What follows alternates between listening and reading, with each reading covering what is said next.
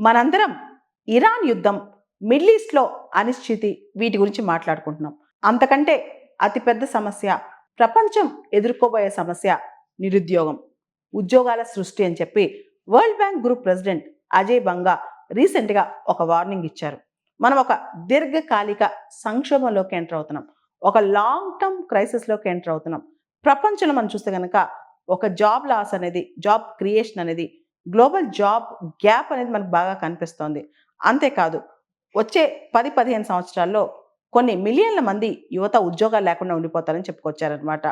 కొత్తగా మనం చూస్తే గనక వచ్చే 10-15 సంవత్సరాల్లో అజయ్ బంగా వరల్డ్ బ్యాంక్ ప్రెసిడెంట్ ఆయన మాటలో దాదాపు 1.2 బిలియన్ పీపుల్ అంటే 1,20,00,000 మంది కొత్తగా వర్కింగ్ ఏజ్ పాపులేషన్ డెవలపింగ్ కంట్రీస్‌లో వస్తారంట. ఈ వర్కింగ్ ఏజ్ పాపులేషన్‌కి సరిపడా ఉద్యోగాలుండవు. కేవలం 400 మిలియన్ జాబ్సే కొత్తగా సృష్టించబడతాయంట. అంటే రఫ్‌గా దాదాపు 800 మిలియన్ల మంది అంటే 80 కోట్ల మంది ఉద్యోగాలు లేకుండా ఉండిపోతారంట. అదే అతిపెద్ద సమస్యగా ప్రపంచంలో రాబోతుందని చెప్పి వరల్డ్ బ్యాంక్ చీఫ్ చెప్పుకొచ్చారనమాట.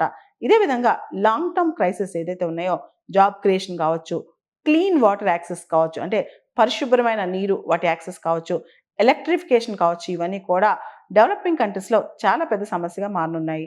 అదేవిధంగా అజయ్ బంగా వరల్డ్ బ్యాంక్ ప్రెసిడెంట్ కథనం ప్రకారం ఏదైతే ఎంప్లాయ్‌మెంట్ గ్యాప్స్ మనం అడ్రెస్ చేయలేకపోతామో అందువల్ల ఇల్లీగల్ మైగ్రేషన్స్ కావచ్చు, ఇన్‌స్టెబిలిటీ కావచ్చు పెరిగిపోద్ది. అంటే అక్రమ వలసలు కావచ్చు, అనిశ్చితి కావచ్చు పెరిగిపోద్ది. ఆల్రెడీ ప్రపంచంలో మనం చూస్తే గనక 117 మిలియన్ పీపుల్ డిస్‌ప్లేస్ అయ్యారంట. అంటే ఉద్యోగాల వేటలో, ఆకలితో ఒక దేశం నుంచి ఇంకో దేశానికి వెళ్ళిపోతున్నారంట. ఈ సమస్య ఐక్యరాజ్యసమితి ఎస్టిమేట్స్ ప్రకారం ఇంకా పెరిగే అవకాశం కనిపిస్తుందనమాట. ఆల్రెడీ మనం చూస్తే 2025లో 117 మిలియన్స్ మంది ఒక ప్లేస్ నుంచి ఇంకో ప్లేస్‌కి డిస్‌ప్లేస్ అయ్యి మైగ్రేట్ అయ్యారంట. ఇదంతా చూస్తే ప్రపంచంలో నిరుద్యోగం అనేది అతిపెద్ద సమస్యగా మారనుంది.